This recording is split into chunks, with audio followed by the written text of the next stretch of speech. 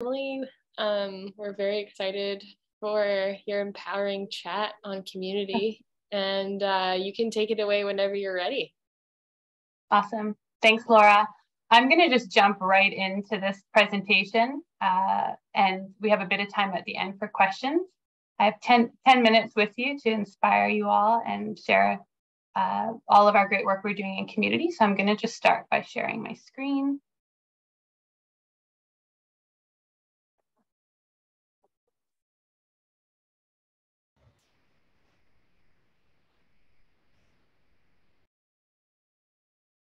There we go.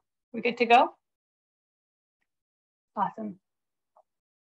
Okay, so thanks everyone for joining me this afternoon. I'm really excited to connect with all of you and talk about Hi Neighbour and our impact in community on the grassroots level, tackling social isolation. My name is Emily Wimbles. My pronouns are she, her, and I work with the Hi Neighbour team and the United Way, British Columbia. Before I get into my presentation, I just want to acknowledge that I'm joining you here today from the unceded ancestral territories of the Squamish, Tsleil-Waututh, and Musqueam nations. And here on that slide, I have a link for those who want to learn more about the land in which you are living on. So the goal of this presentation is really to share that grassroots level and those community examples on how we're tackling social isolation through Hi Neighbour. To do that, I really want to spend most of this time sharing those real life examples, but before I do that, I really need to give kind of the framework and the context in which we do our work. And speaking about who United Way is, our vision and goals around Hi Neighbour and our theory of change. And then I'm going to dive into some examples on the ground through our Edmonds community neighborhood. So a little bit about United Way. We're a provincial organization. Our vision is a healthy, caring, and inclusive community and strengthening vital connections that support people in need in our local communities.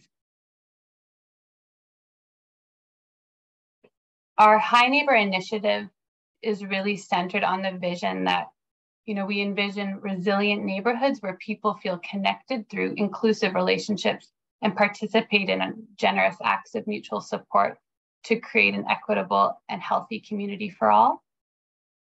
In our work, we try to use an asset-based community development approach and really focus on that human-centered design approach, always trying to center equity in our community engagement. Hi Neighbour is a 3 to 5 year initiative in community in that hyper local neighborhood level. We work in 12 neighborhoods across the Lower Mainland and the Fraser Valley, and it's focused on empowering residents to create the change that they want to see in their community.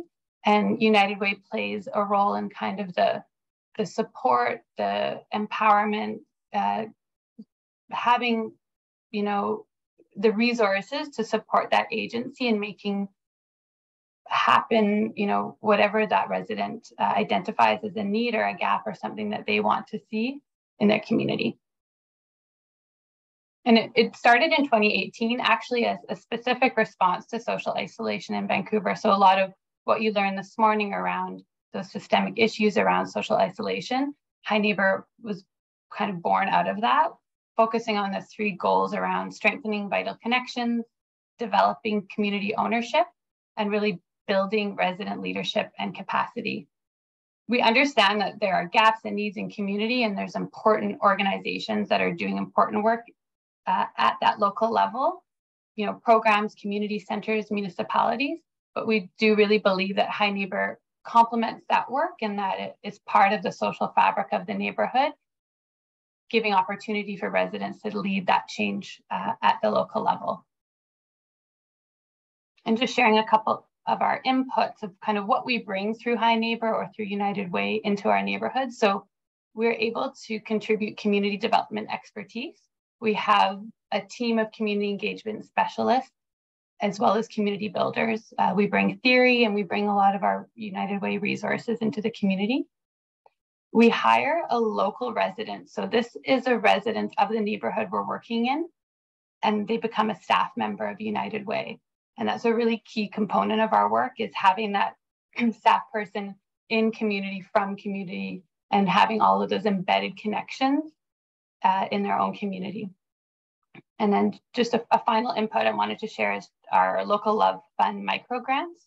So we have up to $1,000 for these micro grants, where we can support a resident to bring an idea to life. And that's a big role of the community builder, is to identify what their passions and their strengths are, and give those funds to make that happen. Really trying to ensure that we are not just connecting in with those that show up first at our meetings, that we're understanding the demographics of the neighborhood and really digging deeper into centering equity and engaging with equity deserving groups throughout the initiative. And just circling back to that asset-based lens as well, really building off the passions, the gifts, the talents that are in that community. And I think that's why we're able to be successful, is a combination of our approach and our inputs and what we can bring into the neighborhood.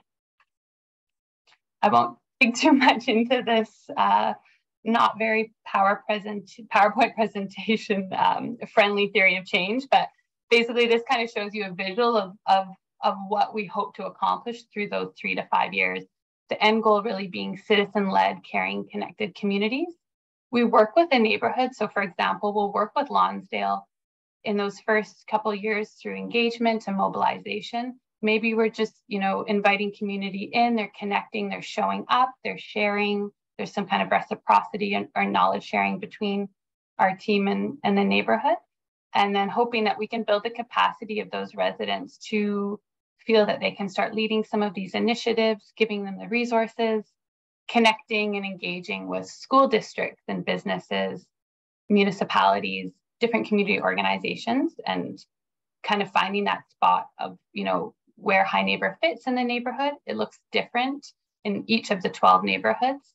The strategy looks different, but this is kind of the theory of change that grounds our work, in the hopes that, come year 5, so we're actually going through this right now in our first neighborhood, Clayton in Surrey, the residents are at a point where they're leading, and United Way is really taking that back seat in the initiative, and they're come to a point where they're continuing on that change. So when we do move into a new neighborhood, the work continues, even if there isn't a presence of United Way staff. As I mentioned, we work in 12 different neighborhoods. Here's a snapshot of where we're doing the work. Perhaps you live in one of these neighborhoods. I invite you to connect in with me to chat more, of course, even if you don't live in the neighborhood, but I won't go into detail, but kind of here's a rundown of where we're working.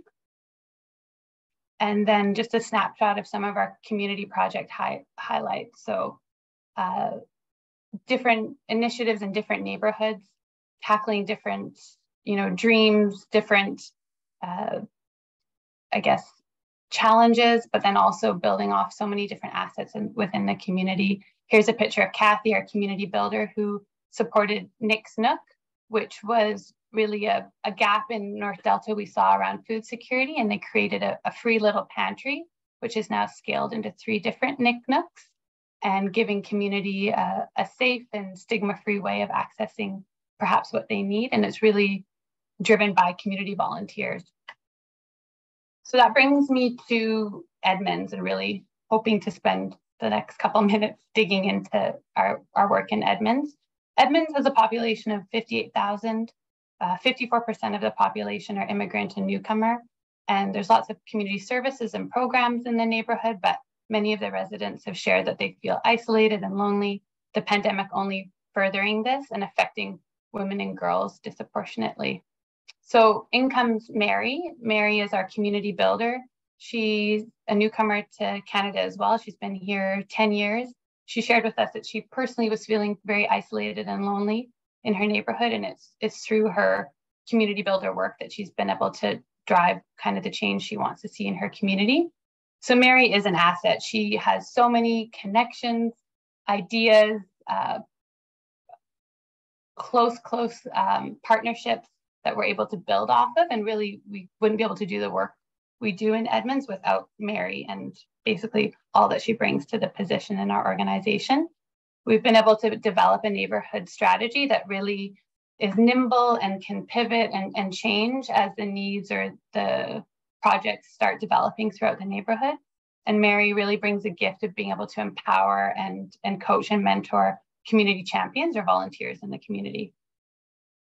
A snapshot of some of our community projects. What started as a welcome tea put on by one of our newcomer women from Afghanistan, expanded into a series of different events, bringing the community together and really creating connection and building relationships. A fashion show, International Women's Day, Mother's Day event. We've supported an African Seniors Picnic through some community champions, as well as a big focus on youth empowerment projects. So connecting in with youth and those that are also disproportionately affected, I suppose, from the pandemic. And so just quickly, kind of how we're scaling and deepening that work that I highlighted. Friba, one of our community champions, not only is she running lots of projects and having an ongoing relationship with High Neighbour, she's also supported some co-op work and some partnership projects with Burnaby Neighbourhood House. And we've just recently hired her on as a demographic organizer, which means she'll be doing really targeted research and work with the Afghan community in Edmonds. So kind of showing how one project can turn into so much with the support and the resources that we're able to support in. And then as well, our community champion, Giselle. So she actually started her own association through her experience with High Neighbour. And this association is running a project now. We've been able to partner with the SFU Office for Community Engagement, and it's taken off. And yeah, just amazing, amazing work for both Friba and Giselle. And those are just kind of two examples of that kind of grassroots work that we're doing and the ability to scale and continue to work through our theory of change. Just finally, if we work in neighborhoods, we know that residents really have the expertise and the power and the passion to solve these problems around social isolation. It's really giving them agency and the resources to do that. And we know that it works. We've seen it. So I think that brings me to time, but I guess my biggest takeaways that I wanted to share, as you hack away at your idea, I don't know if that's the right verb, is just, really looking at the assets within the communities in which you're bringing your ideas to or working alongside, and just being able to be nimble in the approach. Like, I think we've just learned so much that we have to be able to change and adapt. We've seen that through COVID. And I think those would be two takeaways I'd want to share before I open it up to some questions. That was really brief, but I hope you're taking away something from it. Oops.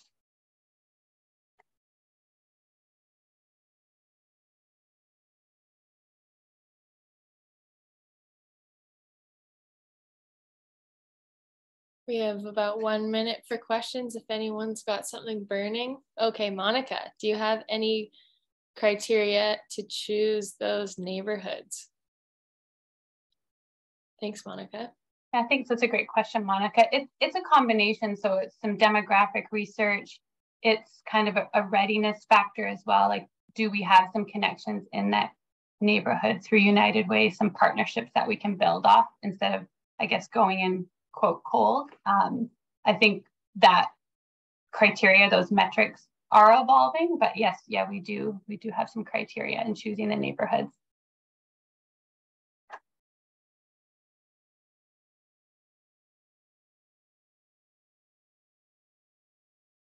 Another question from Danielle is, do you have any challenges with finding your community builder, volunteers, and participation? Yes, all of the above. So finding that person who has kind of the skills and passion, it can be difficult around the recruitment, especially we know what kind of recruitment looks like right now in Vancouver and the Lower Mainland. And volunteers and community participation, yes, but I think that's where that human-centered design approach comes. We'll put on different events, different initiatives, and we won't have anyone engaging with us. And then it's just a change or adapting. And then all of a sudden there's lots of people coming in. So we actually found that in Lonsdale, Hannah, we had a lot of people who wanted to show up, participate, but not take on a leadership role. And it took a lot of strategizing and adjusting our work and continuing to build connections and community, where we really saw the momentum that we needed to continue the work. Awesome. Thank you so much, Emily. That was incredible.